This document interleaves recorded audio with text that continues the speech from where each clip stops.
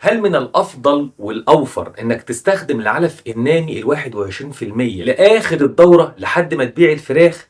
أم من الأفضل والأوفر إنك تستخدم العلف الناهي ال19% من عمر مثلا 25 يوم لآخر الدورة؟ كلنا عارفين إن العلف السوبر 23% بينزل من أول يوم حتى عمر 15 يوم تقريبا، أو بما يعادل 600 جرام لكل طائر. والمفروض علميا والصح إنك تشتغل بالعلف النامي ال21% من عمر 15 يوم إلى 25 يوم تقريبا. لكن بعد عمر 25 يوم هنا اختلفت الآراء، كل واحد حسب تجربته الشخصية بينصحك وبيديك نصيحته. في ناس تقولك لا، أنا أول ما استخدمت العلف الناهي اللي هو من عمر 25 يوم الدنيا باظت والفراخ تعبت. وواحد تاني ينصحك ويقولك اوعى تستخدم النامي لآخر الدورة لأنه ممكن يدمر لك أو يقلل لك المناعة بسبب إنه بيأثر على كلية الفراخ. ما هي المعلومة الصحيحة؟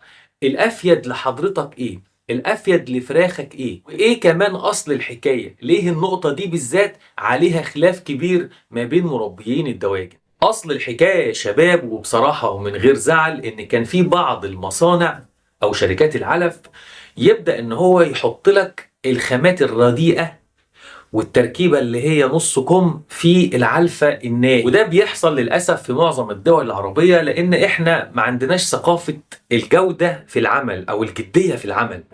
أنت نفسك ممكن في عنبرك تلاقي شوية أدوية اكسباير، شوية أدوية مفتوحة أي مكان، يعني ممكن ان انت تأجلهم لاخر الدورة وتقول لنفسك اخر يومين ثلاثة حطهم وخلاص، كده كده مش هيلحق يحصل حاجة للفراخ. نفس الثقافة دي عند مصنع العلف، عنده شوية ذرة او عنده شوية صويا او البريمكسات مش كويسة او اي مكان المنتج اللي عنده، ممكن يقول لنفسه او ضميره يعني يحلل له ويقول له يا سيدي اخر يومين ثلاثة ارميهم لاي حد هيأكل ويبيع بعد يومين ثلاثة. الثقافة دي هي للأسف اللي كانت منتشرة زمان. احنا دلوقتي في العصر اللي احنا فيه اعتقد ان التنافس اللي مع الشركات ومصانع العلف حاليا في تنافس شديد.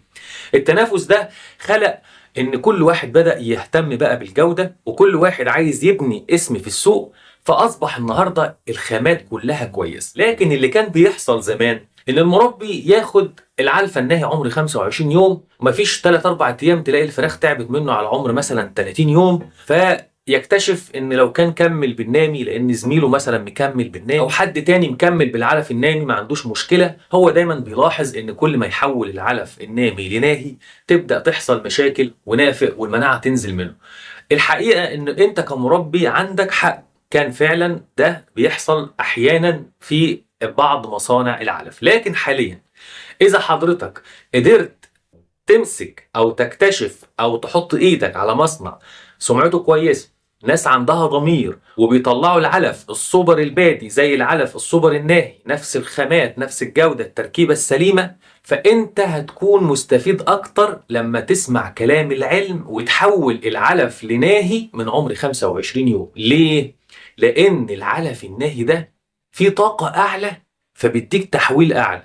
انت لو فراخك كملت بالعلف النامي بيحصل عدم اشباع غذائي، يعني الفراخ ما بتشبعش مهما تاكل، يحصل ان القناة الهضمية بتاكل علف اكتر عشان توصل للطاقة اللي هي عايزاها او الاشباع الغذائي اللي هي عايزاه وما بتوصلش، فبتفضل الفراخ تاكل اكتر.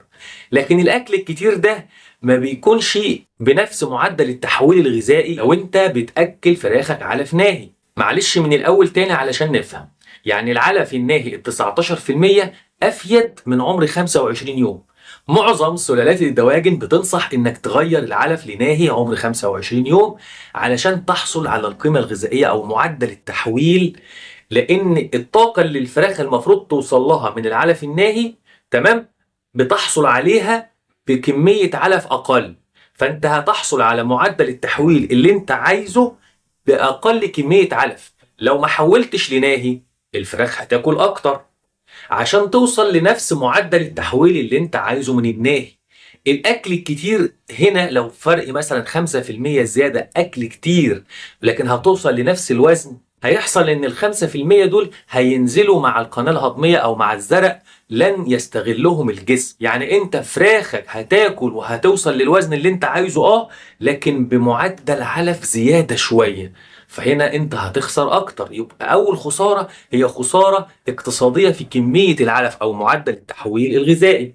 الخسارة التانية ان البروتين الزيادة اللي الفراخ عمالة تاكل فيه، لان النامي 21 بروتين والنهي 19، فالفرق في البروتين الزيادة ده بينزل بعد كده على الكلية، وفعلا بيأثر على كلية الدواجن، وبيحصل ان انت كده بتعمل ستريس وضغط على مناعة الطيور. فاذا من الافضل مناعيا ومن الافضل علميا، تمام، من الافضل اقتصاديا ان انت تحول لعلف ناهي من عمر 25 يوم وتكمل بيه لاخر الضغط، لان الطاقه العاليه في العلف الناهي هي الطاقه المطلوبه بالفعل للحصول على الوزن المثالي.